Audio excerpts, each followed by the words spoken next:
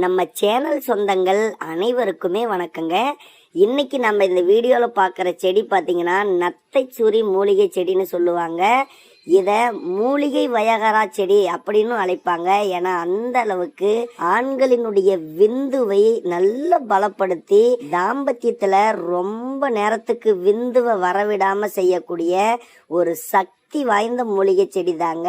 இதுக்காக ஒரு பாத்திரத்துல 1.5 டம்ளர் அளவுக்கு தண்ணியை சேர்த்திக்காங்க. ஏன்னா 1.5 டம்ளர் தண்ணி நம்ம பாதியா கொதிக்க வச்சு எடுக்க போறோம். அதுக்கப்புறம் நம்ம எடுத்து வச்சிருக்கக்கூடிய இந்த மூலிகை செடியை கத்திரிக்கோலால கட் பண்ணி போட்டுக்காங்க. அப்படி இல்லைன்னா கத்தியால கூட நீங்க கட் பண்ணி போட்டுக்கலாம். இந்த மூலிகையினுடைய வேரையும் இதனுடைய இலையையும் ரொம்ப ரொம்ப ஆண்கள் அதிகம் பயன்படுத்தணும். ஏன்னா அதுதான் ஆண்களுக்கு ஆண்மைத்தன்மையை ரொம்ப அதிகரித்து நரம்புகளை எல்லாம் ரொம்ப பலப்படுத்தக்கூடிய ஆற்றல் இதில் இருக்குதுங்க.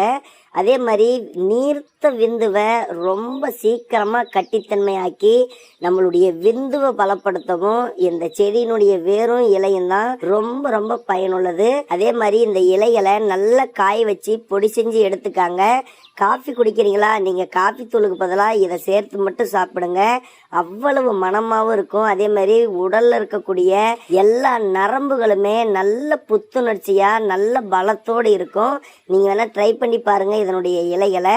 அதே மாதிரி இதை தண்ணியில் போட்டு பாதிக்கு பாதி தண்ணி வர வரைக்கும் கொதிக்க வைக்கும் பொழுது இதனுடைய சத்துக்கள், அதாவது இந்த செடியில் இருக்கக்கூடிய ஒட்டுமொத்தமான சத்துக்களும் அதில் இறங்கிடும். இந்த தண்ணியை நீங்கள் அப்படியே வெது வெதுப்பான சூட்டில் இரவல குடிங்க. உங்கள் உடல் நல்ல வலிமையோடு இருக்கும். நோய் எதிர்ப்பு சக்தியையும் ரொம்ப ரொம்ப அதிகரிக்கக்கூடியது. ஆண்களினுடைய ஆண்மைக்கு ஒரு வரப்பிரசாதம்னு சொல்லலாம்.